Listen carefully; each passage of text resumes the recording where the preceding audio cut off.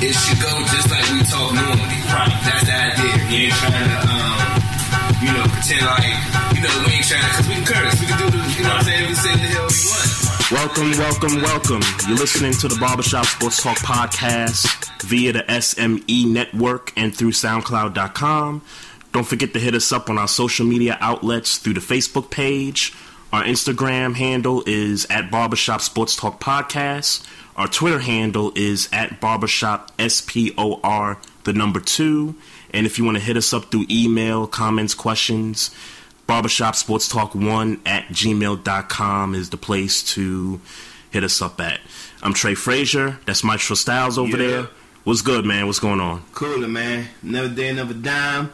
Kanye West want to redesign the Clippers mascot, so everything is good in the world of life. Wait. So Kanye wants to redesign the Clippers mascot? The mascot, yep. I didn't know the Clippers had a mascot. Yeah, I think it's a cool mascot considering. I mean, he wanted to redesign it. I guess maybe he was at a game and caught the inspiration, but I don't know. But shout out to him. Yeah, and mind you, I haven't seen this yet, so it's hard for me to comment further. But, man, the week was good, man. A lot of things happened since we last recorded, and, I can't wait to get to it. This is an exciting show today. Shout out to Drake, too, man. What's up with Drake? You heard Drake at the Toronto Bulls game the other day. A Bull was inbounding the ball. Right. And, Drake was, I guess, I don't know if he was singing Hotline Bling to the nigga, I don't know, but he was talking to the inbounder, and the dude held the ball, got called for 5 seconds. Oh, wow. That had to be a Toronto home game. Yeah, it was a Toronto home game. Okay. So, shout out to Drizzy Drake for singing Marvin's Room to the inbounder. Wow, no doubt.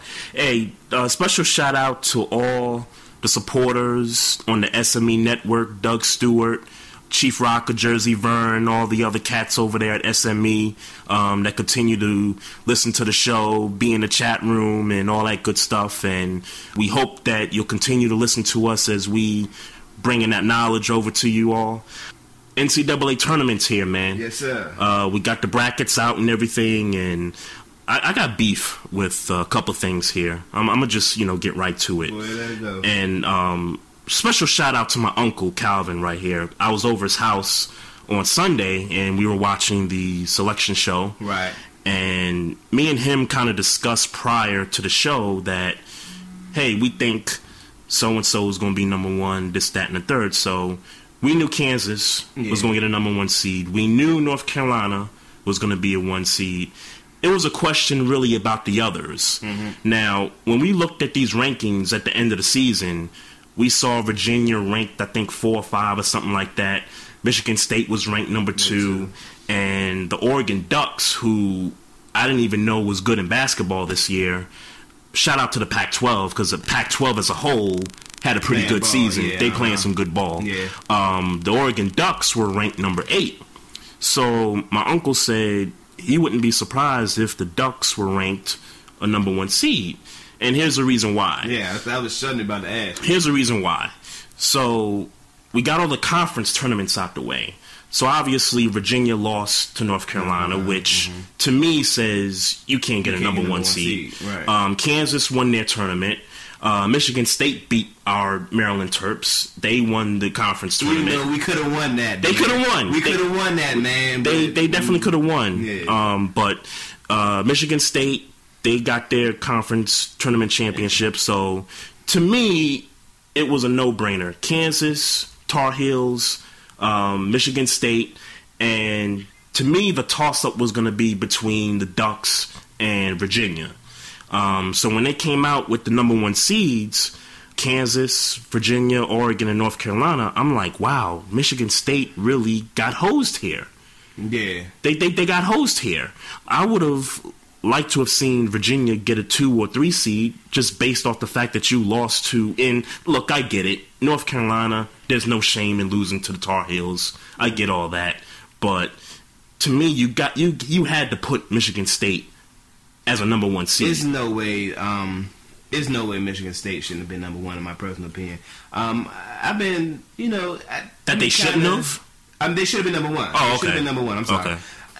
I've been kind of, taking my time getting into this March Madness thing. I know it's getting ready to pop up, but again, I'm one of those cats that when it happened, that's when I'm into it. Sure. You know what I'm saying? Sure. The reason why I'm even researching a lot of this shit is because we do this podcast. Keep it a buck. Word. You know what I'm saying? Word up. So, I watched Michigan State play Maryland last weekend, and you just gotta respect Izzo, man. I hate people that don't look like they could ball, right? But they getting it in, right? And they find a way. Yeah, like Izzo coaches them so well. I don't believe anybody on that team outside of Valentine is like a ball. I'm not saying they can't play ball, but like that's nice. Yeah, there's no All-Americans on that team. It's Valentine and that's it. It's like, but he coaches these players up where they look like they about to go to the league and be official, and half these cats gonna go there and be some sauce. And so it's like not that Maryland was that Maryland is that much better talent wise, but I think talent wise they're better than Michigan State, and it kind of irked me. I was gonna say I think Maryland has more talent than Michigan State. Yeah, they're definitely more talent than Michigan State, but still, I don't think Maryland is even like that much of a talented team. Like, it's not the most talented team I've ever seen in ever. I would describe Maryland as not a very great coached team. Yeah, despite the talent. Yeah, but they had so many opportunities in that game to beat Michigan State. Because Michigan State was really trying to give the game away. Yeah. Based on, the box score and all the reports I've seen. I really watched, they was down for, a significant amount of the game, and I kind of walked away and came back for whatever reason, and next they was, within 5, and then, eventually they lost by 3, 64-61 in the Big Ten semifinals, and it was just like, damn, like, we really could have beat them. Yeah, they really could have. I hate they lose these dumbass games that they've lost this year, and then they go up to Michigan State and make me feel like they could be a team in the tournament. Sure, that can actually compete. But it's like I wouldn't be surprised if they lost to South Dakota. Now I don't have. Don't say that. I predicted them. No, that's not where I have them at. But I wouldn't be surprised if they lost to South Dakota just off the strength of, like you said, they not being well coached. And if Melo Trimble ain't really, getting it going, then it's like they don't really have. Then that whole team ain't getting it going. Yeah, basically. Yeah, Turgeon better not allow this team to lose to North Dakota, South Dakota State. People will call for his head if that happens. But that to me was just my only snub, yeah. I'm sorry. I did want to give a shout out. I don't know if I did this last week, but I want to give a shout out to Brene Mosley, South Carolina. No, she plays for Maryland. Maryland. Okay. She's a sixth. I think if I remember anything from her when she was in middle school, she was a point guard then. She damn sure best better be a point guard now as fast as she was then. Right. But she's coming off she's the sixth person off the bench. It really seems like, just from what I've seen highlight-wise this year, like she's probably the better player on the team. And I'm not just citing it because I knew her, but she seemed like she really like the better person on the team. But they bring her off the bench because just for that offensive spark or whatever. Right. So shout out to her and Maryland because I got them making the Final Four for sure. Oh yeah, definitely. I don't think they're gonna win the whole thing because UConn seemed like they win 10 titles in a row. I'm going like this: fuck UConn, Maryland girls. Brene, at least get to the final 2. At least be in the final 2. We winning it. We'll see, man. We'll see, man. I might get a Brene Mosley jersey. I don't know. Obviously, the other, snub that everybody has been talking about is how the committee left Monmouth out of the tournament. Yeah. I don't know if you're familiar with what happened there, but basically, Monmouth beat some top, ranked teams on the road throughout the regular season, and they finished up pretty good. They got like 20 plus wins or something like that, but the committee left them out for whatever the reason may be and decided, hey, Syracuse is there, let's throw Syracuse in the bracket. Yeah. Well, because of Syracuse. Because of Syracuse, right. And it's Jim Boeheim. That, to me, is basically what it comes down to. A team, well, before I get to that, who you got in the Final Four? I got Villanova. Villanova, Duke. Then I got UNC and Michigan State. And I know that's kind of like easy. Those are kind of like easy. Yeah. You know what I'm saying? But Right. when I really looked at, teams, and again, I'm not super college basketball. Right. So when I looked at, honestly, Duke probably made it because of pedigree. Oh, of course. You know what I'm saying? Yeah, they gave him a pretty high seed for how they've played throughout the year. Right. Number 4 seed. Considering they was like, 16, 17 in the AP? Yes, and they were outside the top 25 for a couple weeks. Really a lot of the season. Yeah, pretty much, man. So you said Michigan State, UNC, Villanova, Duke. Okay. That's why. What about your Final Four? Okay. All right, so the South bracket, I got Kansas in there. East bracket, I got Indiana, who's a 5 seed, who's had a pretty remarkable year. Point guard is good. Definitely. Love the coach there, too. The Midwest bracket, I got Michigan State. And the West bracket, I got Oklahoma. By the way, Oklahoma had a pretty exciting finish, but the guy got the shot off too late. This was the conference tournament against West Virginia. Didn't get it off in time. Don't you hate when you get that last shot off and you just sprint over to the sideline? You standing on top of the baseboard and you just like, yeah, we did it, blah blah blah blah. And you ain't do it. And you ain't do it. Yeah, get out of here. Yeah, man. It is what it is. But shout out to them. Yeah, for real. Yeah. A team that's not in the tournament, Louisville Cardinals, because of their ban, because of this scandal that's been going on. They're self-banned, by the way. Yes. By the way. So there's some interesting things. I got a chance to watch Outside the Lines this past Sunday, and obviously they're kind of reinvestigating what's going on. So the girl, I think her name is Katina Powell. Yep. She's like the lead escort in the whole story here. Mm-hmm. She made this book. She wrote this book about what was going on with the recruits and the new students coming in and all that good stuff. Really? Yes. Oh, yes. Okay, no, that sounds familiar now. Yes. So I don't remember reporting that. So pretty much, she basically just laid it out there. Was like, look, this is what happened here. Mm-hmm. This dude, Andre McGee, responsible. He was, I guess, basketball operations for the Cardinals basketball team, and did some other things there. So get this, two things here. They were able to find Andre McGee in Kansas City driving an Uber. So this dude... Driving one. He is a Uber driver now. Hey, shouts out to him. Times is hard, man. Hey, look, you do what you got to do as a black man in this country. As any man, get your money. But to go from basketball operations... Well, I thought he was just a staffer, though. It wasn't like he was... he was a director of basketball operations for the Louisville Cardinals. Damn. To go from that position to driving Uber is so many steps down. I mean, man, that's a fall from grace right there. Yeah, but it was either quit or get fired. Yeah, pretty much. Since this whole thing went about. Right. But my second point to this is that the reporter for ESPN was able to sit in the Uber with Andre McGee and ask him some questions. And obviously, Andre McGee was like, talk to my lawyer.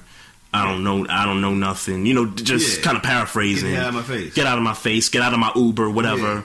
Yeah. I got nothing to say here. My name will be cleared and blah, blah, blah, blah. Right. So, to me, straight up as a nigga, you was involved in it. You got the cash from someplace, wherever you got the cash from.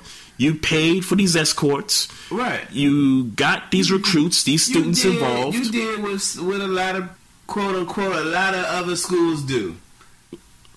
Mm-hmm. So it's like, you was the dumbass that got caught. And I keep it a buck with you. He's probably driving an Uber because he's the dumbass that got caught. Oh, yeah. You know what I'm saying? Definitely. So it's like, it's a lot of shit that go on in at colleges, professional, whatever. Absolutely. There's a lot of shit that go on in between these locker rooms and these facilities. And you the dumbass that got caught pimping. Pretty much. You know what I'm saying, or you know, fucking with a pimp, because for real, probably Katina's the pimp. I don't know. Yeah, she is. But one way or the other, she is, because she had like a line of girls, and a stable of hoes, and before we got on, I was telling you about the picture of 2 of the escorts and one of the students that they brought in.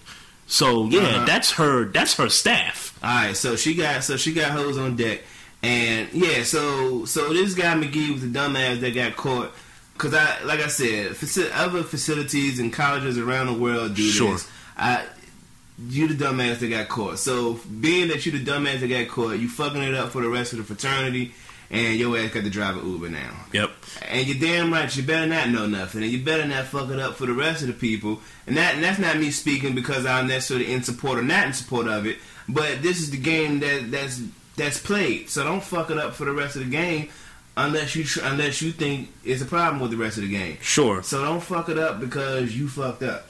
Doesn't Rick Pitino have to know what happened though? Rick Pitino knows what happened, but was he saying he don't know? Is that what he's saying? Yes, he's saying he don't know what happened. See, I guess I don't know. That's probably why I can't be a coach. That's that reason right there. Because I wouldn't know. I guess what would you say? I guess you gotta say I don't know, but then you're lying. You're damn sure lying. Yeah, you're making it worse if you lie. And really, but not, how do you catch him? How do you say he knows? See, this is the way it's gonna fall. It's better for him to say he don't know, but this is how it's gonna happen. Now it's gonna look like you the coach that don't know or don't have the pulse of your basketball team. And see, that can get you fired amongst Louisville, because now Louisville gonna start feeling the pressure. Now you got a coach that don't got the pulse of the team. Sure. And they might fire him off for that, but that's Rick Pitino. He been in the game for a minute. So I mean, yeah, he better go on that route and making Louisville say, hey, we gotta fire you because you don't got a pulse of the team, even though we know you knew what was really going on. Yeah, for real. But I don't think he gets fired. I feel like I said this when we dealt with the story weeks back, but I don't think he's gonna get fired. I think he'll go through some mud and he'll come out by winning. I don't think he'll get fired. I do think that this season's up already, so obviously there'll be next season. I think he'll coach next season, and if this story continues to catch fire the way it's been, over the last day or so, I could see a situation where he says, you know what, I've been in this for so long, I'm out, I don't want the headache. Let me just, let me just resign and just let the university, let the program move on. Kind of similar to how Penn State was trying to move on from the Paterno situation. Right. Let Louisville move on. Let me just get out of here so that I'm no longer the face of Louisville basketball. That's what I think's going to happen. I don't think so, but I hear you. I definitely might read that book. Yeah, for real. We might learn some things out of there. But I got to give a couple shout-outs here, man. Russell Westbrook has just been on a tear. 3 triple-doubles in the past week, man. 25 points, 19 assists, 11 rebounds in a win against the Clippers a few days ago. Yeah. And, a couple more triple-doubles against Milwaukee and Portland. Russell Westbrook is becoming more of a pure point guard. Not completely yet. Rules, by the way. Breaking Cardinal, yes. Mm-hmm. Yes. Breaking Cardinal rules. I love how she put that, though. I'm about to get that book. Amazon.com, people. Yeah, man. Russell Westbrook looking like an official point guard. Not completely 100%. I mean, but he's getting his assists up. Yeah. Let's keep it a buck. It's not like he's top 5. I feel like for the season in assists. So it's not like his assists are totally down. I guess for I guess in the past 2 years you could say that he's really kind of coming along as far as being a point guard. Just for my money, you're taking too many shots considering you got Kevin Durant. Yep. But when Kevin Durant possibly when Kevin Durant leaves, then maybe his style of play. He'll have that 1 year before his contract's up to ball out. May be more conducive to what he wants to do when there's not another top 5 player on your team. Yeah, pretty much. I mean, we're going to see what we saw the end of last season when Durant went out for the year. Yeah, that's what we're going to see there. And that's going to probably show you that they probably going to be average to a little above average at best. Because they missed the playoffs. You're right, and that's what I'm saying. So I don't they missed the playoffs, but they still finished pretty strong. I don't like saying average or above average for that matter if they didn't even make the playoffs. Yeah, well, it's the West, so it's tough. Well, you can't be above average if you don't make the playoffs, in my mind. Yeah, speaking of rough, this team, the Oklahoma City Thunder, has just had a lot to go through, man. You talk about Monty Williams losing his wife in a car accident. Yeah. You talk about one of the part owners of the Oklahoma City Thunder dying in a car crash a couple weeks ago. And I now, didn't hear about that. I don't remember the guy's name, but rest in peace to him. And you heard about Deion Waiters and his brother in Philadelphia being, killed through some, violence or whatever. So they've had a lot to deal with for Billy Donovan's first year as head coach. I think he's doing a pretty good job. Yeah, I think so, but I think they miss Brooks right now. You think they miss Brooks? Yeah. From what standpoint? They don't seem like they still playing ball. Mm-hmm. I mean, I think you're going to play ball. I mean, it's kind of conducive to Steve Kerr. The whole Mark Jackson, Steve Kerr thing. Like, he came into a team that was already established for the most part. Right. I just still feel like Scotty Brooks. I mean, Scotty Brooks' one problem in my mind was that he didn't draw plays. It didn't seem like that anyway. It didn't seem like that drew plays. Okay. But outside of that, he was a pretty damn good coach in my mind.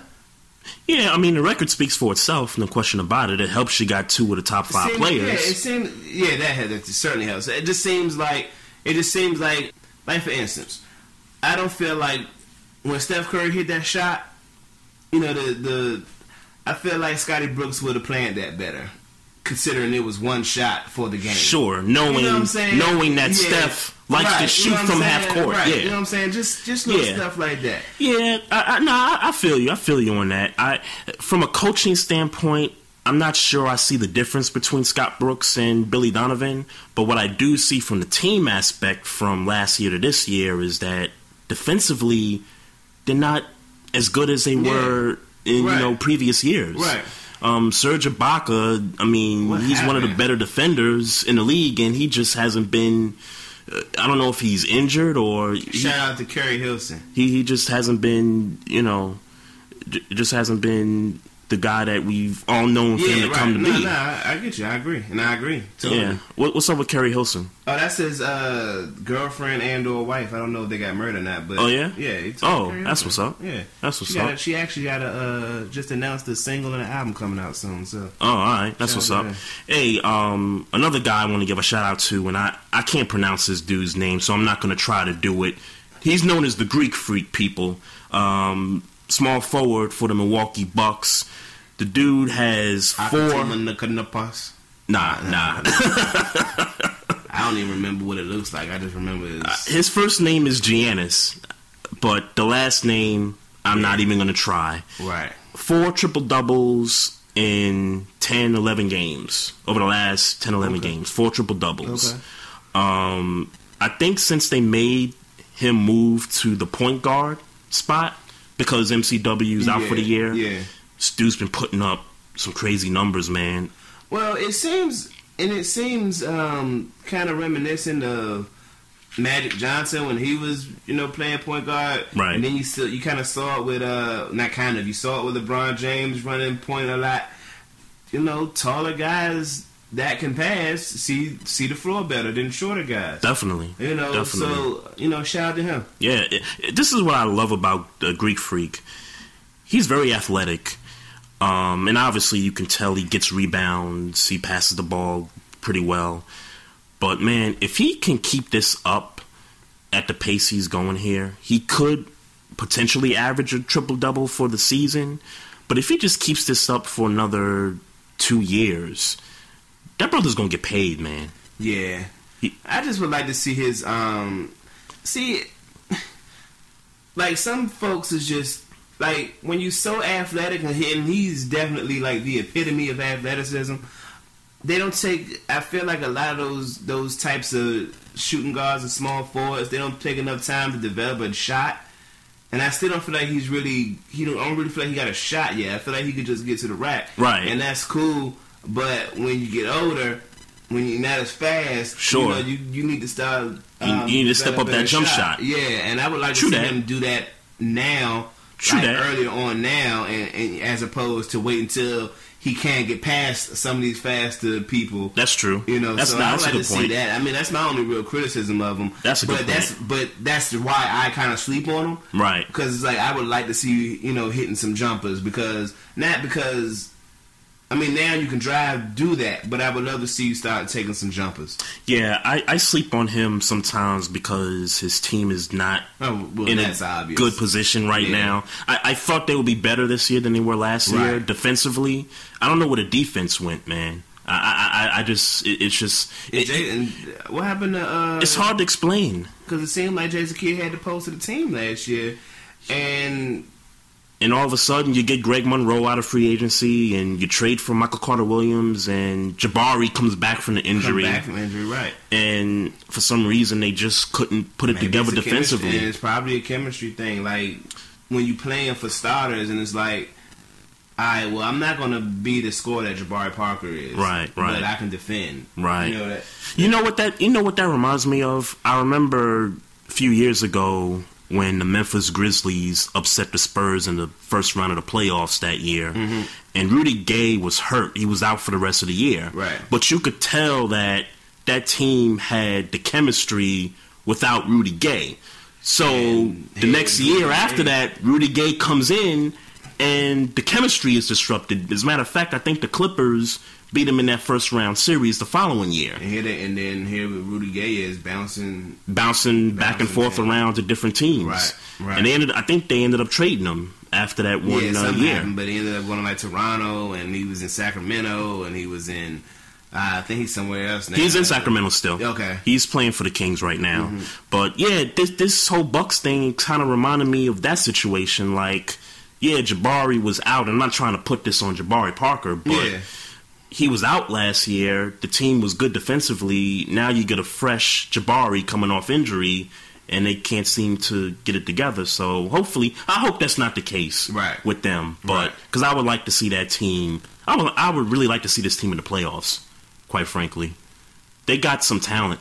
Yeah, they got some talent, and Jason Kidd, if he could just get that pulse back, like you talked about from the previous year. That's really what it seemed like. It really seemed like he just doesn't have that same effect that he had the first year. It really boiled down to that for me. Shouts out to the Giants, man, because I remember this time last week, and we talked about them having so much money to spend, and they could have easily went and got like Lamar Miller and what I'm saying, like offensive pieces when their offense wasn't the problem for the most part. I mean, I agree they needed a running back, but the offense wasn't essentially the problem. Sure. And they really, took their time and went and got defense. Signing straight defense. Yeah, Janoris Jenkins and Olivier Vernon and Damon Harrison. Snacks. Yeah. Harrison. Yeah, so getting him. And was able to keep JPP to a 1-year deal. 1-year deal, right. So they really took their time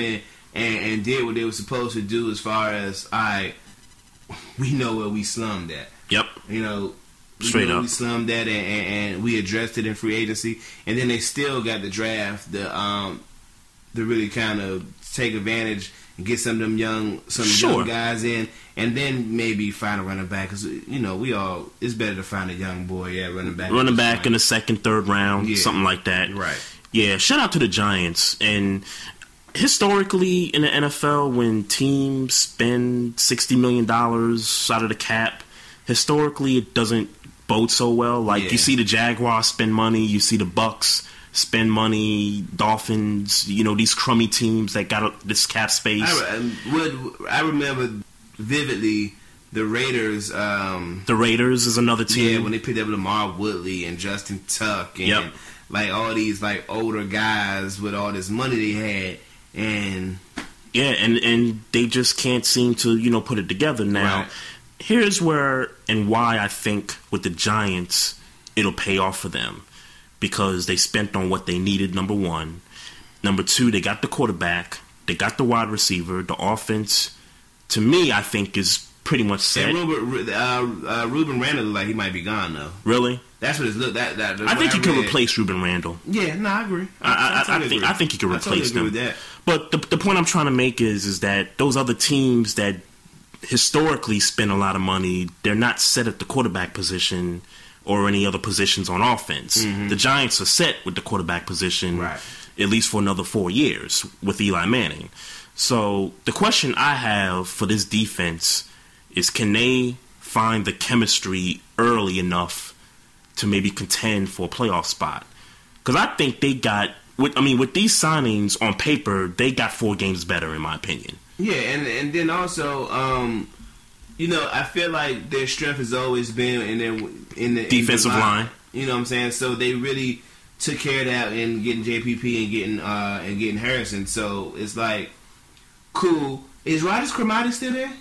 Rogers Cromartie is not there, to my understanding. Okay. Yeah, anybody in the chat room out there, correct me on that. But I don't think he's there. Because when I saw they got Janoris Jenkins. Yep. I was thinking, damn, Janoris Jenkins and Rogers Cromartie having to play, like him actually going back to being a number 2 corner. Yep. That could be. Oh yeah, definitely. That could be Prince Amukamara is not there no more with the Giants. So I did know that. I can't remember where he went, but they let him go. I'm going to cut you off for a second. Ravens, Terrell Suggs charged with 2 misdemeanors stemming from car accident in March. Could face jail time. Oh my God, y'all! This is breaking news, y'all. This is to one of my teams right here, and God, I don't know where to start. I don't know where to begin with that. You gotta let him go. I'm sorry. Damn. You gotta let him go. Because when we talked about this last week, you were one of the ones that said, "Hey, this is nothing. Let's just keep it moving. Let's just get back to work. This is just it's a story, but it's a non-story." Right. This is a story now. Could face jail time. But it does. It says it does often lead to fines. But Suggs was charged with driving with a suspended license and failure to notify after striking a fixture. According to Sergeant Ben Hoster of the Scottsdale Police Department, both misdemeanors could result in jail, but they often lead to fines. Suggs' representative said earlier this month that the suspended license stems from speeding tickets. In an arrest video released by the police, Suggs told officers that he visited a female friend at a hotel, fell asleep, which led to him being out later than he planned.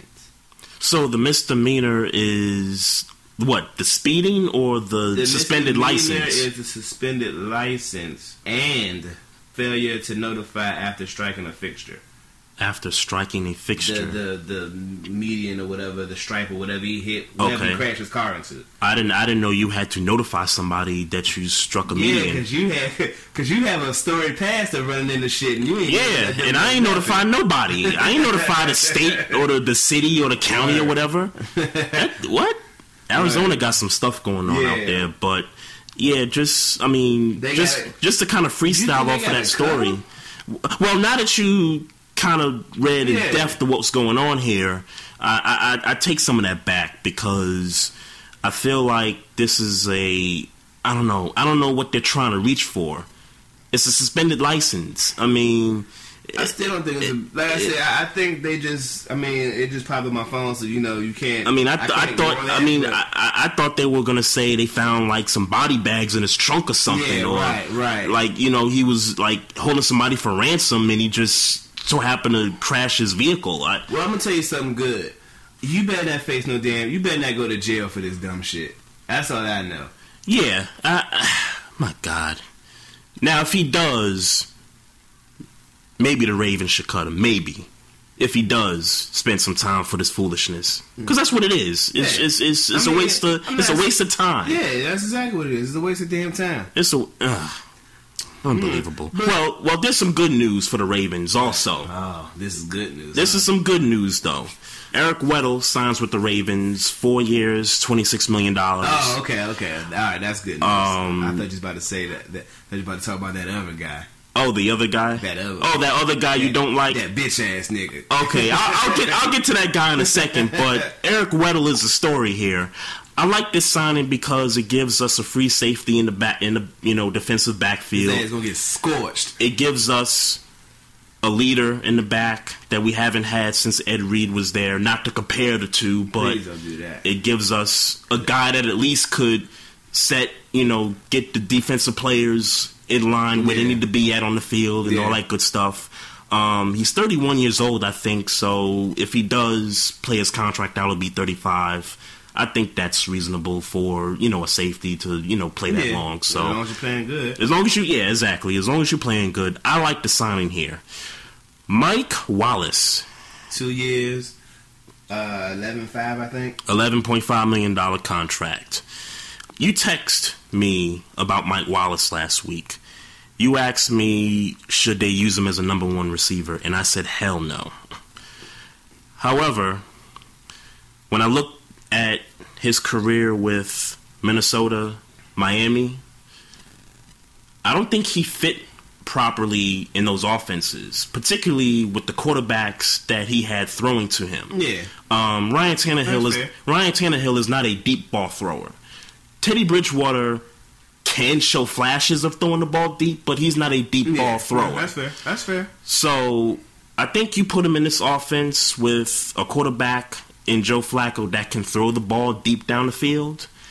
I think you can get a rejuvenated Mike Wallace in this system of offense if you play him at the second or third wide receiver spot, because he's not a number one. He's definitely not a number one receiver in this offense. Steve Smith is still here. Brashad Perriman, once he gets the knee healed up, he'll come in. He'll be that second deep threat. So we got. You think he'll be a number? You think Perryman will be over Wallace? I think in the beginning Wallace will be number 2. Mm-hmm. But I think Perriman is going to have to work into. You think he'll eventually beat Wallace out? Eventually, okay. I think eventually. I think as the season progresses, he'll beat Wallace out. I don't really know how I feel. I mean, honestly, I do agree with you in the sense that he needs a better quarterback than he's had in the past. I don't know, 4, 5 years maybe. 3 years. Huh? He spent the first 2 years in Miami. He got the big payday. Yeah, the $60 million job. And then they traded him because they didn't feel like he was giving them anything. Yeah. And then he just faded in Minnesota for whatever reason. Faded in Miami. He was some shit in Miami. But anyway, yeah. So now, I mean, he needs a better quarterback. Yeah, so I was talking to a coworker about this. She's a Steeler fan. And I asked her, what did she think about Mike Wallace when he was playing for the Steelers? Mm-hmm. And she said, oh, I liked him. He was good. And, I kind of agree with her with that. Yeah. And I told her, well, my issue with Mike Wallace is that the dropsies, and he's just fading into the pasture. Yeah. It's like he's not motivated. And I told her that, the Ravens was thinking about signing him. And so she says, oh, okay. Well, if he does sign with the Ravens, then he'll show up for the Pittsburgh games, I'm sure. That's the same thing I said. And that's the same thing I said. And I told her, I need him to show up every week, not just the Pittsburgh games. I need him to show up week 1 through week 17. Yeah, because he kind of don't. He feel like he should have been getting the ball more than what he was getting in Pittsburgh, which is kind of. But he kind of was, though. That's what I'm saying. It's kind of funny to me. Yeah. But they was still kind of transitioning into the pass offense that they are now. Right. I feel like if he just would have been patient, I'm thankful to Mike Wallace because it's funny. Antonio Brown might have not become who he was if Mike Wallace was still around. Sure. Sure. I think of the drop in the Super Bowl against Green Bay, 4th down play. He's had drop issues. He's had the issues, but the one glaring one was that one on that last drive there. He's had drop issues, and that's why, my issue with Mike Wallace is that you have dropsies and then you're complaining about not getting the ball enough. Right. And then you leave and then you get to talking shit about how I remember, I forget who it was, but somebody was going over to Pittsburgh, right? And Mike Wallace got to talk. No, actually, that was San Antonio Holmes. It was San Antonio Holmes. Okay. San Antonio Holmes got to talking to somebody who was on their way to Pittsburgh, right? And he was like, "Yeah, don't worry about it, because you ain't gonna get no whole bunch of throws over there, no way." And now we. Right. Like one of these throwing teams in the league. Like that made me think about what Emmanuel Sanders said about which quarterback he would have rather have. You remember that? No. A couple years ago? Emmanuel Sanders, when he got to Denver, was like, "Oh yeah, I'd rather have Peyton as my quarterback." Well, what are you gonna say? But come on, when he went, you probably would have really wanted to have him. Yeah, sure. Anyway, sure.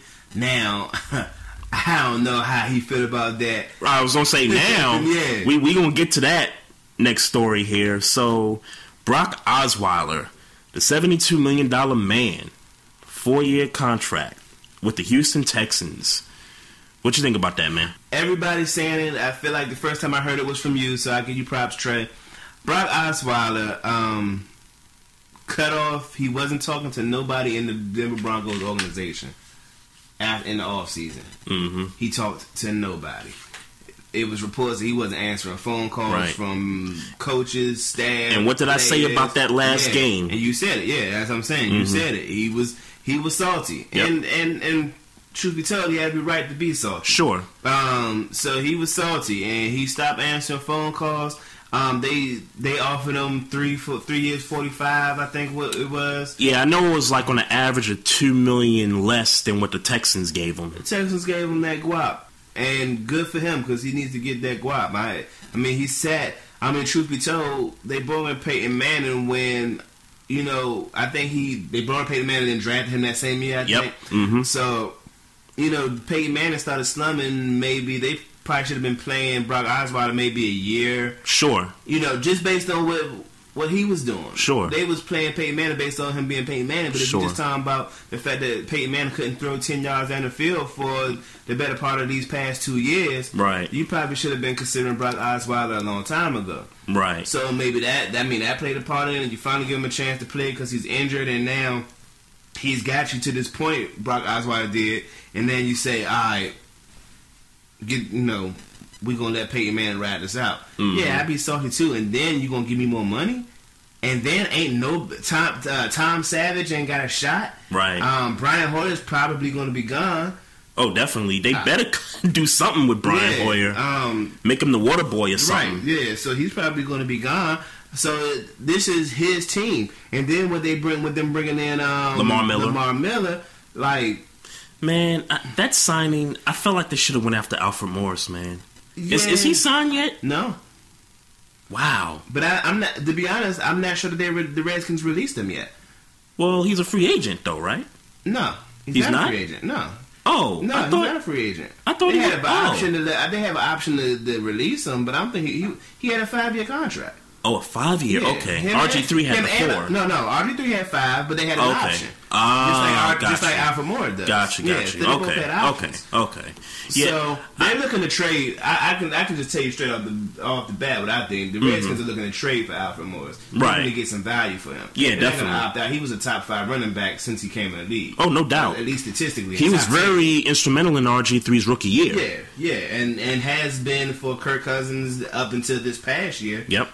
He was really like a top 10 running back. So yeah, true that, man.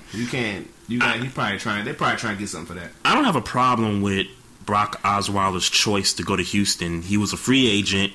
He was inclined to do whatever he wanted to do, whether it was go back to Denver or take more money elsewhere. Yeah. I commend him for it. Now, when I look at the fit with the Texans, obviously it gives them upside at the quarterback position. And it definitely gives him an opportunity to prove. See, this could go really good or it can go really bad. Yep. You know what I'm saying? It gives him an opportunity to say, okay, I done sat under Peyton Manning for 4 years. Now I can be that dude. I can really come in. I mean, you got one, in my mind, going to be a top 5 receiver this coming year in DeAndre Hopkins. If he wasn't one last year, then you got that. You got, like I said, you got Lamar Miller. And I'm telling you, Lamar Miller is going to have a good season this year.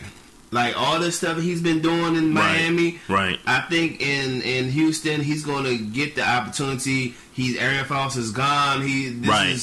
This dude is going to It's his backfield. Yeah, and he's it's not like he wasn't a good running back. It's just the Dolphins didn't know what to do with him, I feel like. Because when Dan Campbell came in, and they was running that rock. Yeah, they actually did something with him, and we saw what he could do. Yeah, I think Bill O'Brien's going to take full advantage of that, man, and it's going to do nothing but take pressure off your boy Osweiler. There we go. Yeah, so, definitely. You know, shout out to them. Now, for the Broncos side of this, they go out and they pick up your boy, Mr. Butt Fumble, Mark Sanchez. I have to think that the Broncos are not done with their quarterback search. You know what's sad? I think they're done. Now, why do you think that? I don't think they're picking up nobody in I mean, unless they go through the draft. Right. I don't think they're picking up, because here's the thing. Now, Fitzpatrick, they didn't want to pay Fitzpatrick. That's what happened with Fitzpatrick. Right. Kaepernick is out there. RG3 is out there. Yep. And given, particularly more so RG3's past year or two, you probably could have got RG3 at a good price. Yeah. Kaepernick, I would think so. Kaepernick maybe not so much, but now that would be a trade. If you get Kaepernick, right. So that probably just didn't work, because I also remember them saying at that time that they wasn't really interested in trading Kaepernick, which has changed since then. But, sure. So there's that. But I think they just went in and got who they could get, just based on who was available. Right. Like I said, Fitz not them not wanting to pay Fitz. Right. And all that. And so I agree with them with that. You're not paying Fitz. Look, and I understand these quarterbacks are getting money. A year. And he's 33 years old. Yeah. He's old. Yeah. Like, why would we do that? Come on. You don't think the Jets are not going to pony, unless the Jets are just extremely stupid, they're not going to pony up that much money for you at 33 years old. At 33 years old. Yes, you threw for the most touchdowns in Jets history. In Jets history. Yes, you had sort of a quote unquote a breakout year. But when you was old as hell. When the final game of the year came and it was win and get in, you stunk it up. You stunk. I'm sorry. Yeah, to me, that's what he did. To me, that should cost you money right there. Right. Just the fact that you threw 3 interceptions in 3 final drives. I'm sure that's what they threw in his face when they said, "We're not paying you." Right. Yeah. You know, I agree. I agree with any team that can't do that. But going back to the Denver quarterback situation, the thinking must be we got a great defense. If we could just get somebody that can control the game. I felt like RG3 would have been like so. He would have been popping. It'd have been better because it's like he would have been popping in Denver. I just feel like he would have had more like. He would have been allowed to be who he wanted to be the best way possible. Yep. Knowing that you still got a pretty good defense that could save you from making risks. Right. Also, shout out to the Broncos. They did lock up C.J. Anderson too. I thought he went somewhere else. No, he was restricted. Okay. Somebody gave him an offer. They matched it. Oh, they matched the Dolphins' offer. Right. So he's back there. Okay. Steve McClendon went to the Jets. Whatever. Yeah, Forte to the Jets. I like it for 2 years because he's 30 years old. And it replaces Chris Ivory, obviously. And you had to do that. And you had to do that in case you didn't sign Fitzpatrick, in case, the quarterback situation in New York is up in the air right now. It's a good shot at y'all about to have they about to have Geno Smith. Yeah, pretty much. That's Because Geno Smith is on his last year of his contract. So if they do give him that chance and he does stink it up, then they could just say, okay, peace out. Right. We don't want you no more. Right. Bruce Irvin went to the Raiders to basically kill his career, pretty much. I don't want to do that. I don't want to do that to Khalil Mack, man. Nah, Khalil Mack is the truth now. Yeah, they got a good I'm just talking about Raiders free agency pickups. Hey man, they don't fare well, man. Yeah, they don't. They changing the culture in Oakland, man. They trying to, man. They trying to. They got a quarterback. But I said they got a quarterback. They got a wide receiver. Yeah. The running back. You're not too tough on him yet. I like him. But he was number 4 in the league last year, so I ain't going to pretend like he wasn't doing this thing. Yep. Did you hear this about B.J. Raji taking a leave of absence? Oh, I thought I looked at it. They say retired. That was the original report, but now they came back and he just said he just wanted to take a break from football. Well, so he has the option to come back in 2017 if he wanted to. Well, so I tell you what, I was slightly interested in him coming to Pittsburgh, but you want to take a leave of absence. Probably some family stuff, or maybe the heart. Maybe his heart's not in the game. I don't know. And that's why. And when I saw that, it was like, all right. Well, he retired, and now that you tell me it's a leave of absence, I definitely ain't interested. Yeah. Well, that's my term. Yeah. But the NFL called it. He's just stepping down from football. Well, you can't need no break and want to get on a team. Yeah, that's true. I mean, you got to stay in shape. Yeah. That's the other part to that. I'm going to look at it as retired. That's what I'm going to look at it as. Yeah. So, your Pittsburgh Steelers doesn't get any better. I love... Look, I hate the Steelers with a passion, but I love talking about the Steelers in every shape of the way here. So, your boy Martavis Bryant gets a 1-year suspension from the league for substance abuse. And, we talked about this a few episodes ago during his 4-game suspension. And even more episodes prior to the last one we just talked about. Yes. So, you got the floor, my man. This ain't going to take long. Get better and get better. What you want me to say? Because you can smoke weed. In the NFL, you can smoke weed within the season. You know when the joints is coming. Now, unless they gave him some specific rules because he had been a second time offense. This would be his second offense. Yep. No, this would be his third offense. It'll be his third? No, the first time you get like 8 games. Second time you get 4 games. Okay. Third time you get a season. Got it. Okay, I think. Okay. In a league that says you can smoke weed for medicinal purposes during the season, and the tests are coming, along April or whatever, you can't not smoke weed when you know when the test is coming. You need help. His agent says that he's going to check into some type of a clinic or whatever. Mm-hmm. Get your life. If you can come back and look any semblance of what you were supposed to be, great. But I'm confident in my team without him. Ladarius Green is a great pickup. Yeah, we forgot to mention that. That is a tight end. Great. I mean, he won't be Heath Miller in the sense of blocking, but that's what we got Matt Spade for. But I love the idea of having that poor man's Jimmy Graham. That's disrespectful. He's a poor man's Jimmy Graham. He's not as good as Jimmy. He ain't had the reps. He ain't had the reps. He's a disrespectful to him or disrespectful to Jimmy Graham? Disrespectful to Jimmy Graham. Nah, he's not disrespectful to Jimmy Graham. Suck a dick, Jimmy. Nah, I'm just playing. But real talk. He can catch. That's what he do. Right. You know what I'm saying? So shout out to him. That's what he'll be. I don't think he'll be. He'll be another piece, right? And with the way Ben Roethlisberger throwing the ball, he ain't got nothing to be upset about. He can just be happy because he know he gonna get the ball. All you gotta do is catch it. Here's my thing about this Martavis Bryant thing. Two things. With his personal life, he's got to get it right. I mean, for lack of a better term, he's got to get his personal life in order, because to me that's what's keeping it from not being able to participate in the league, Right. help your team out.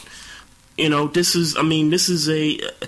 want to say this is a huge loss for the Steelers, but this is a blow to the team. It's definitely a blow. It's definitely a blow. It's a blow because now defenses can continue to, okay, we got one deep threat out of the way. Now we could better game plan, the Steelers' offense. But I'm not going to lie, though. I'm not going to lie. I like this for Sammy Coates. A.K.A. Lyman Swede? Nah, don't do that. Don't ever put Lyman Swede and Sammy Coates in the same. But what have we seen of Sammy Coates? We seen that, nothing because he hasn't gotten the play time. He only had he hadn't had a whole bunch of snaps before that playoff game with the Broncos. So, I mean, that's not really fair. We don't know what he is. Right. But I know what he's been reported to be, and that's to be a great wide receiver. Okay. And a cheaper wide receiver, because had Martavis Bryant not been in all this shit, right, Martavis Bryant would have had to been getting paid like a second-tier wide receiver. Sure. And we wouldn't have been willing to pay that. We still not paying Antonio Brown like a number one wide receiver, and he's the best wide receiver in the game. Sure. So we damn sure wouldn't have paid Martavis Bryant. He would have ended up going somewhere, getting, second-tier money, and would have balled out. Right. Some hating ass niggas like the Bengals or the Browns or something would have got him, right, and paid him the bread, and then we'd had to deal with 2 times a year. Yeah, but I wish the best for him. I wouldn't count on no Sammy Coates. I mean, anything that he gives you, I would just take it for whatever it is. But to have expectations, you heard it here first. Sammy Coates is gonna hold it down next year. Okay, as we'll a number see. 2. And question for you: how fast is Darius Hayward-Bay at this point? He's not as fast as I guess a typical number 2. Okay, but is he faster than Martavis Bryant? No. Okay, I agree with you there. No. I agree with you there. He's not gonna, but Hayward-Bay knows how to run routes at this point, right? And God, he can catch now, right? But he's not gonna be a number 2 receiver. That's just no. That's just not gonna happen. I promise you, they'll give it to Sammy Coates before they give it to DHB. Right. They'll give it to Sammy Coates. See, here's the other thing about the Steelers for me, and I pay attention to trends a lot of times, even without looking at the stats and all that good stuff. I pay attention to certain trends in the NFL. Since Roethlisberger's been with the Steelers make the playoffs 66% of the time. Mm-hmm. So to me, that's pretty good for a league that there's a lot of turnover. You lose players one year and you got to re-up the next year. Right. So for the Steelers to make the playoffs 66% of the time, to me, that's pretty darn good. Better now. Not as good as I would like, but yeah. It's pretty good. Yeah. Everybody can't be the Patriots. Right. We hate them. Everybody can't be in the AFC East. Yeah, exactly. Or South. Exactly. So, you make that what it is. But that's exactly what it is. The AFC East and South suck. Getting back to the trends here, what I've also noticed is that the Steelers under Roethlisberger have never made it to the postseason 3 seasons in a row. His rookie season was 2004. Mm-hmm. Following year, 2005, they go to the Super Bowl. They win the Super Bowl. 2006, they missed the playoffs. 2007, Tomlin's first year, they make the playoffs. Mm-hmm. Next year after that, 2008, they go to Super Bowl. 2009, missed playoffs. 2010, they come back, get to the Super Bowl. 2011, it went to the playoffs, but got T-bowed. Mm-hmm. 2012 and 13, 8-8 seasons, but missed the playoffs. 14, and then this past season, you get there second year in a row. Mm-hmm. So based on the trends, if these trends continue, then you would logically say the Steelers are due to miss the postseason.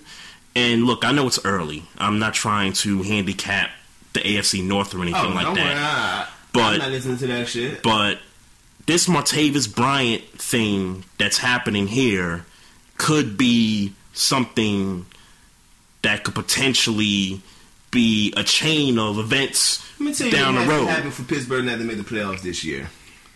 What has to happen for them to not make the playoffs next year?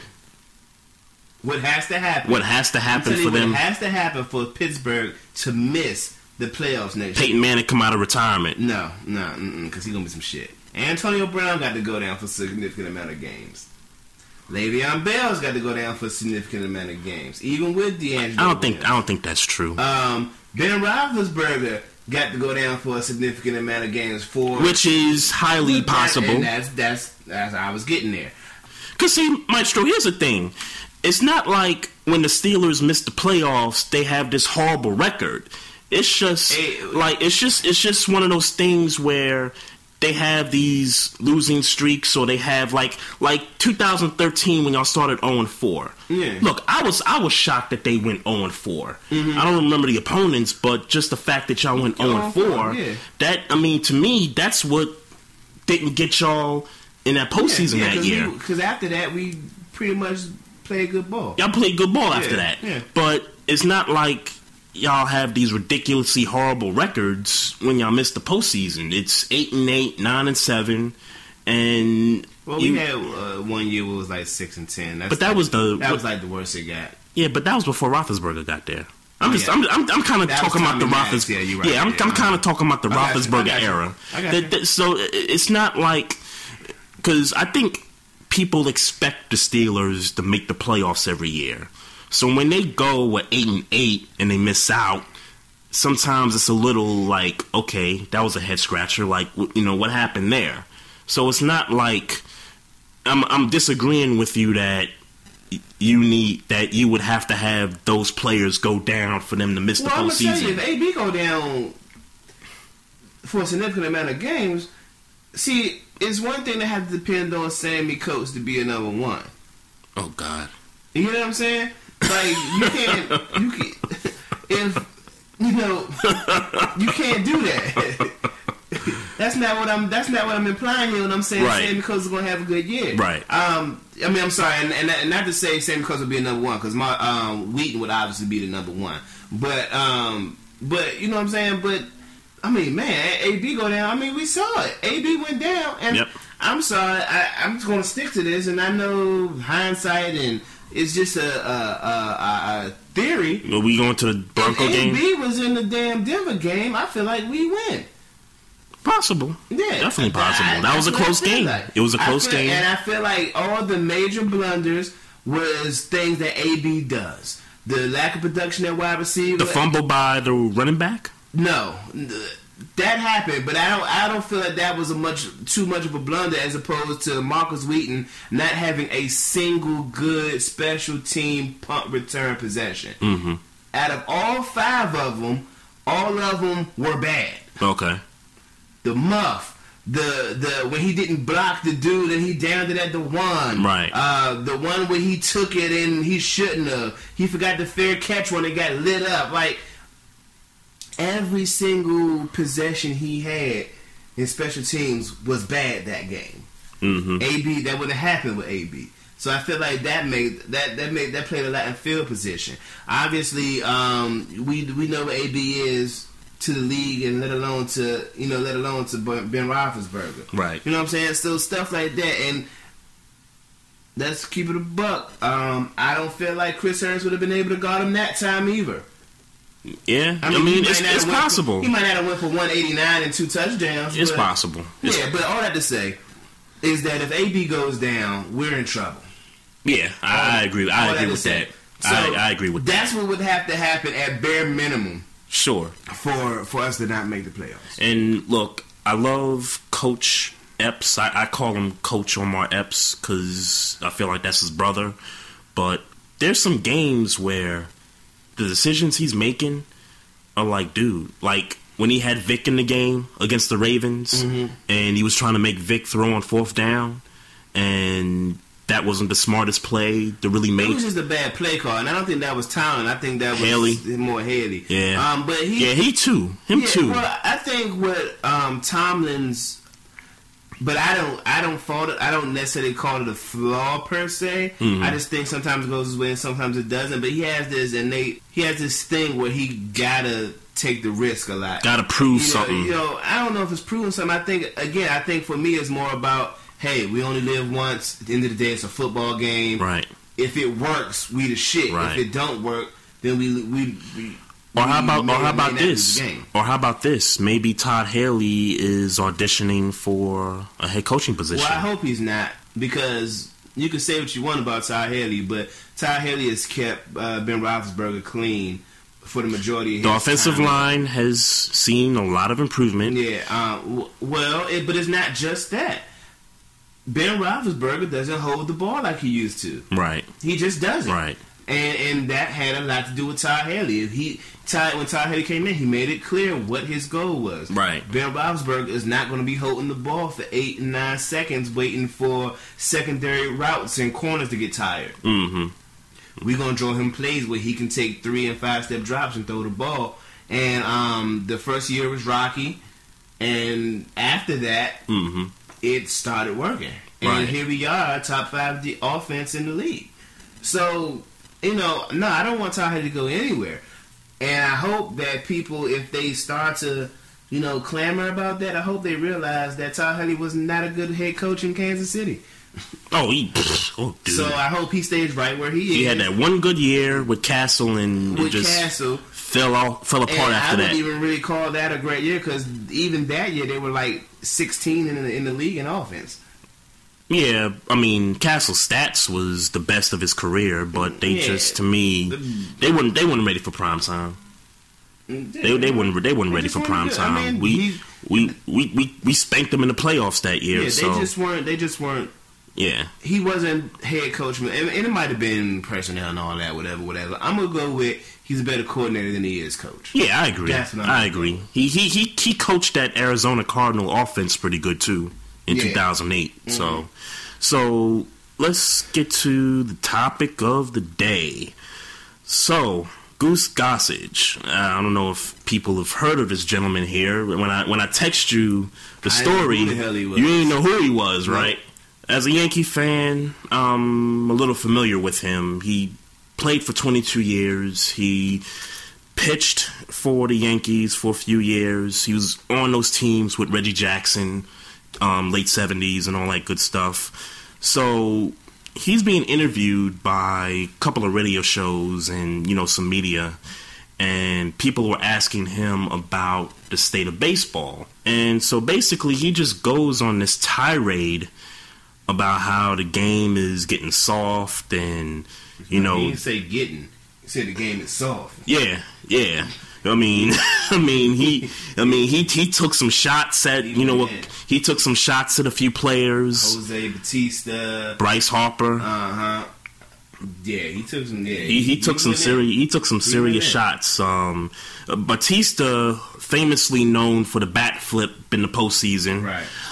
Bryce Harper had some comments about today's game, and just to kind of paraphrase what he said, he basically said, "Look, the game is getting kind of boring. We need some excitement in the game of baseball. Mm-hmm. I don't mind if I can show up a pitcher." Because pitchers do the same damn thing. Exactly. And that's all Bryce was trying to say was, hey, look, all right, you got me that one time. I'm going to just make sure I get you back next time I come up to bat. So Gossage, he continued to, just rip into the state of baseball and, how, you can't throw inside. You can't run into the catcher at home plate. Right, They changed that rule after Posey got hurt. Yeah.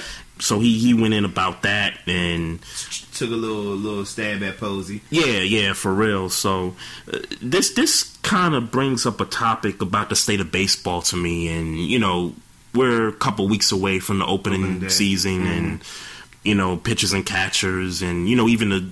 The preseason's going on right now as we speak. Which Nationals are like 9-4. Oh, okay.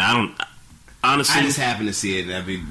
I'm not paying attention to Yankees preseason games. I just happen to see it. I like to shout out when the Nationals are doing. Unless somebody gets seriously hurt, which hasn't happened yet, thank God. But this brings up a topic of baseball, because when we compare this sport to the other 3 sports in this country, baseball, there's not a clock, one, and two, it's hard to watch on television. I mean, it just really is. Now, I love going to the games. Yeah. It's a better atmosphere than, being and watching at home. So, my question is, what's wrong with baseball right now? It's slow. And I feel like Bryce Harper said it when I read that article you sent me. Mm-hmm. Celebrations make games interesting. Yes. Celebrations make games interesting. Yep. The state of baseball is what it's always going to be. And I'm going to hearken to ESPN and the homie Stephen A. Smith. Mm-hmm. And to a deeper point, like, I live in Washington, D.C. You live in the outskirts of Baltimore. Yep. And I don't know. Well, actually, interesting. When I go to your house, you have a baseball field out back somewhere, right? It's like more like a soccer field, okay. But you probably could play baseball there. In DC, I know of one baseball field. I'm running through my mind. Sure. I know of two baseball fields, but one that's actually a nice baseball field. Sure. That's by South Capitol, across from the McDonald's. Right. Actually, pretty close to National Stadium. Actually, like blocks away from National Stadium. Right, where they doing all that construction and all that. Right. But it's a little community center. They got a baseball field, and I'm sure there's probably more baseball fields there. But what it's outnumbered by is basketball courts. Yes. And where when you play basketball, the only thing you need to play basketball really is a basketball, some shoes. Yep. Namely Jordans that everybody killing each other over anyway. Right. You know what I'm saying? Yeah, It's like, you know what I'm saying? Ain't nobody killing nobody over baseball mitts. Ain't nobody lined up outside of Foot Locker for the they using those bats as weapons, though. Yeah. I ain't gonna front, though. No, the hell we not. We using guns. But anyway. But in any event, and I don't mean we, because I ain't using no guns. I'm talking about these young niggas. All that to say is that it costs money. You got to get a mitt, and you got to get a bat, and you got to keep up with a baseball, and you got to find 9 people that actually want to play per team. And you got to find a field. If it's dark outside, you got to get lights. Like basketball, if it's one person, or if it's 2 people, or if it's 10, you can play. Right. If it's 3 and it's not even, you can play. We don't know, and we're not educated on baseball. It's just, and I'm 32, so I'm not gonna pretend like I can speak for a 16-year-old. But it's just like God forbid you play the outfield. Let you have to play the outfield. Nobody want to play the outfield. Right. It's all lonely back there. It's boring. Niggas gonna be on Instagram tweeting and shit on there in the outfield. Yeah, true that. It's just a boring ass game. And I'm not sure that it will ever be a fun game unless they find a way to pick up the pace. It was the national pastime. I think I'm using that terminology right. It was once the top sport. Yeah, but what in the country? 70s? The 70s, the 80s, even parts of the early 90s in some ways. In the 90s. And look, I might be biased because I'm from New York. That's what I'm thinking. I'll admit. I'm from New York City. We grew up on baseball. Baseball was the dominant sport in the city, aside from the other 3 sports.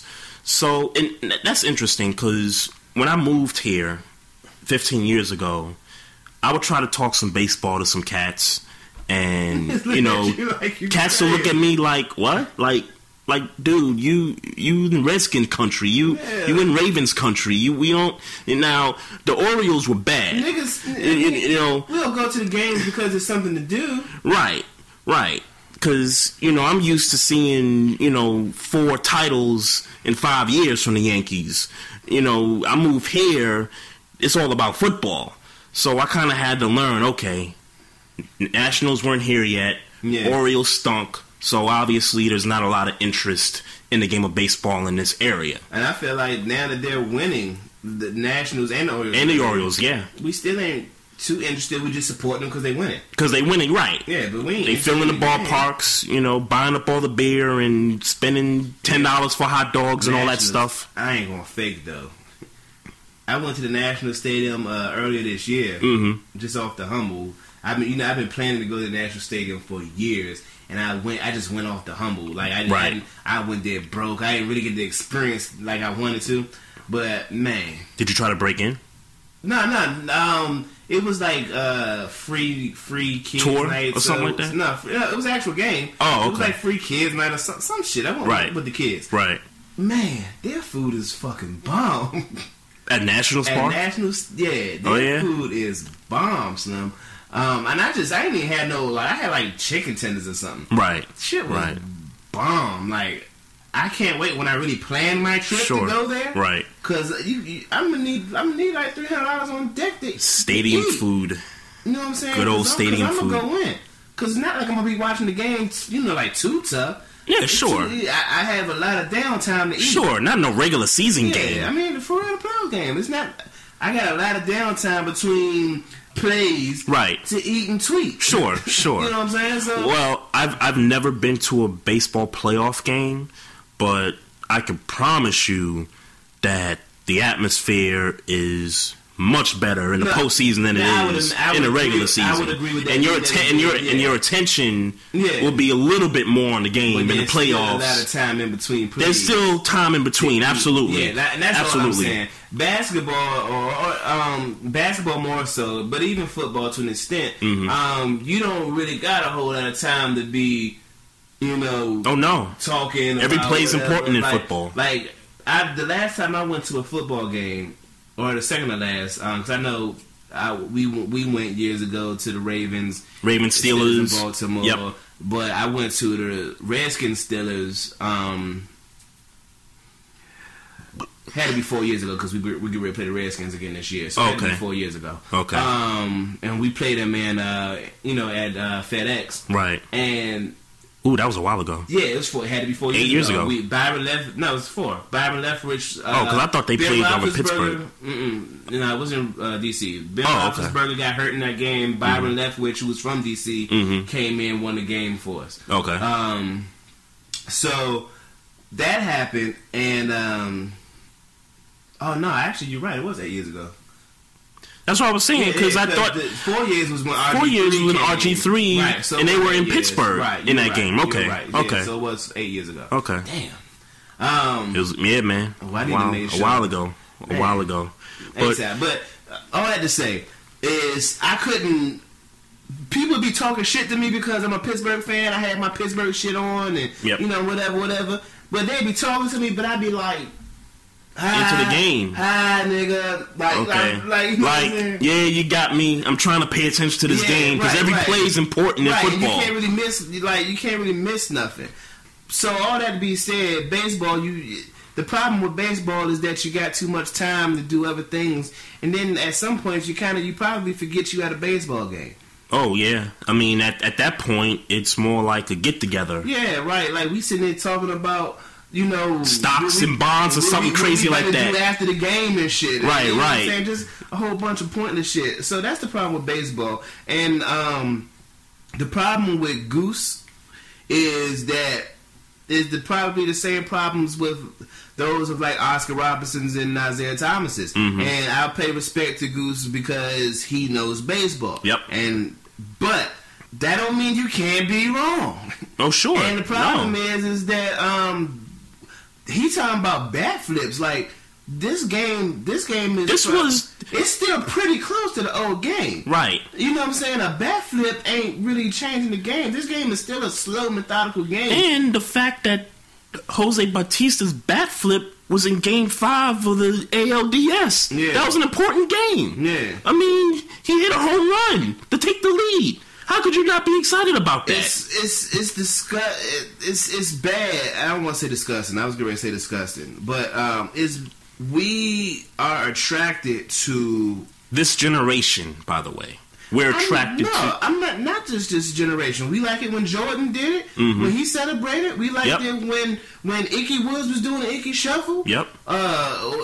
We liked it when Joe Namath was Joe Namath. We like, or if you're older than us, if you watch the '85 Bears do the Super Bowl shuffle, all that good stuff. We like that shit. Yeah, like, Cam with the dab, even up to now with LeBron James and how he was doing it in the early Cleveland days. Yep, and with the powder and all that stuff. We like that. It's entertainment. We like that, and that's what sports is at the end of the day. Yep. See, OGs like that trying to make it like baseball isn't supposed to be entertaining. It's supposed like it's only for the sophisticated mind. No.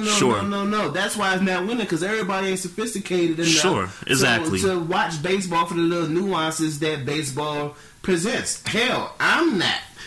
And to add to that, there's a demographic of Dominican, Spanish baseball players in the league that grew up in the West Indies, Dominican Republic, and got grass and shit to play baseball. Grass to play baseball, but not only that, but that's the way they play the game of baseball, with excitement. You know, they like to entertain. Right. And if that's I don't know, 40-50% of your demographic that's in the league right now, then the league is just going to have to adjust to how they want to entertain their fans. And here's the other problem with baseball. It's like we talk about with basketball. You got the faces of basketball, LeBron, Steph. With football, you got the faces of football. Brady, it was Manning, Cam. In baseball, I can honestly say there's two faces of baseball, and that's Bryce Harper and Mike Trout. And to a certain extent, if you want to throw A-Rod in there, and to be honest, I get Mike Trout is good. And this might be just me being DC or whatever. Right. I feel like it's only one star. I feel like it's Bryce Harper and everybody else. Nah, it's when it one. comes to star power, who else is I'm outside of stats. Mike Trout might be statistically just as good or maybe better than Bryce Harper. And sure. That's clear. But star power? Star power. It's Bryce Harper. It's Bryce. Yeah, when you talk about star power, it's Bryce Harper. I agree with that. As opposed to the NBA, NFL, you can name people that you can say. Like Mike Trout might be the Tim Duncan of Major League Baseball. No, don't. I mean, nobody cares about Tim Duncan in the sense of star power. Sure, he's one of the greatest players to ever play the game, and one of the greatest power forwards. Yeah, I think he's the best power forward personally. But all that said, don't nobody care about the star power. Sure, I get that. And that's those are the speed of the game, and they don't have nothing to talk about outside of the games, or when somebody gets in trouble. We don't have no headlines in baseball. Sure, and then no storylines. And then at the very bottom, in the United States, there's nowhere to play baseball.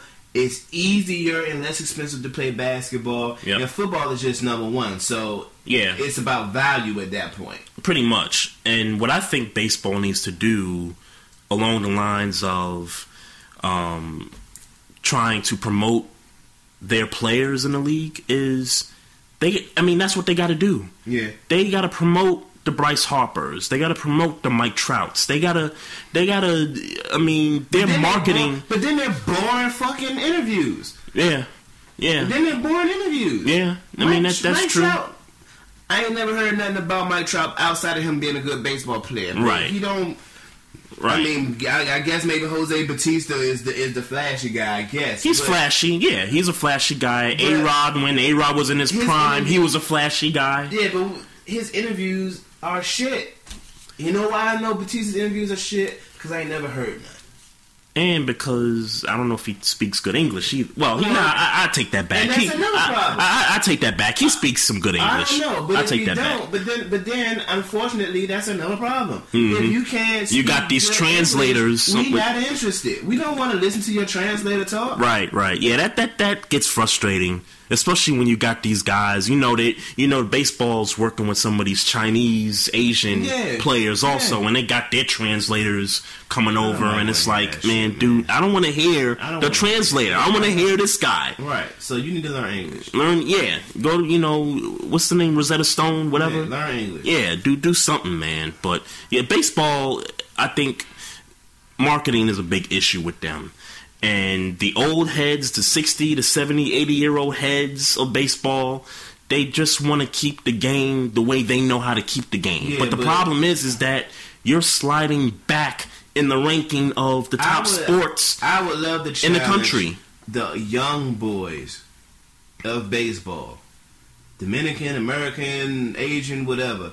Stop. Don't disrespect. I'm trying not to disrespect OGs, but y'all time is done. Let these young boys do what they do. Nobody want to hear your bitter old man stories about how the game used to be, because the game is not that no more. Right. And we trying to evolve, and you slowing down the evolution process with all this hating about what the game used to be and what it is now. Let these young boys run. Let these young boys play. Let them be athletic. Let them be flamboyant. Let them celebrate. Let them do what young people do. Exactly. Because it's let a them, young let them have fun. Game. Yep. Let them have fun. It was supposed to be a young person's game. Right. So let young people do what young people do. Let your old. I'm trying to not disrespect. Let you watch ESPN Classics for that. That's not what this is no more. When older people talk about how the game of basketball used to be, they can harken back to ESPN Classics. Yes. When they was all those 30 for 30s. When they was clotheslining people. Yep. Unfortunately, baseball today is still ESPN Classics, and it's 2016. Yeah, baseball got to catch up. They got to catch up. And one more point before we get out of here. Goose Gossage also called out the quote-unquote the nerds running baseball, the sabermetrics and all that good stuff. Yeah. And, I don't... Look, it's not the problem, because it's been proven that these general managers that come in and they do all these sabermetrics and nerds run they put all sports. That, and it's working. Nerds run all sports. Yeah, it's working. I mean, let's keep it a buck. Nerds are owners. Right. Nerds are the people that's making money. Yeah. That's not the problem. Yeah, no, that it's not the problem. It's the way that they're marketing their players, the way they're marketing the sport. And shout out to Nelly, hip-hop artist Nelly. A couple years ago, he was talking about how baseball doesn't have those, I guess, like... Clinics? Is that what it is? Yeah, like they don't like, for instance, when you play football in March, right? They'll have little workout clinics. Things like little football camps in the summer. Right. They don't do that no more. Yeah, no, okay, no, I got you. But he was talking about like during All-Star break, why not have like a race, like some challenges that like would influence the game of sports? Like, why not have like what the NFL used to do years ago when they would throw the skills challenges? Yes. Yeah. Why not have something like that in baseball? And they don't do that. The closest thing they have to it is the home run derby, which to me, cool. It's cool, but I feel like they need more than that. Yeah, no, I agree with that. Totally. Like they could use more than that. The dunk contest is cool, but you gotta have a 3-point contest. You gotta have, exactly. Exactly. So, you good? I mean, at the end of the day, baseball sucks because it's slow, and because there's no stars. That's where I'm at with it. Yeah, I'm at the point where you just got to market the game better. You just got to put faces of the game to the forefront. Bryce Harper, Mike Trout, whoever you want to put out there, get your marketing game up. All right, that's it. I got to say a special shout out to Russell Wilson and Sierra. He popped that question over the week, and he doing a thing, man. Hey, all y'all hoes hating on Sierra because she got a ring from a square nigga. Yeah, she used to fuck Bow Wow. Yeah, she used to fuck 50 Cent. She used to fuck whoever it is. Future. I'm sorry. Right. I forget about Future. She used to run around and she used to, like all y'all, the rest of y'all women used to get down back in the day. Y'all hating on her because she finally found her man that loves her for her and, whatever. And congrats to the couple. Yeah, stop hating, man. Congrats Just to the beautiful couple right there. She got a little pass. All y'all got pass. All of y'all got passed. Hey, so Sierra. stop hating, man. Shout out. Sierra. Congratulations to Russell Wilson this year, but in my book, more congratulations to Russell Wilson. Yes, ASAP. Hey, folks, don't forget, we have all of our episodes of the Barbershop Sports Talk podcast on SoundCloud.com. So just go there and just type in Barbershop Sports Talk. If you want to reach out to us again, barbershopsportstalk1@gmail.com is where to hit us up at. We got the Facebook page popping. We also got the Instagram page popping as well. Maestro's on the Twitter handle at Barbershop SPOR 2. I'm Trey Fraser.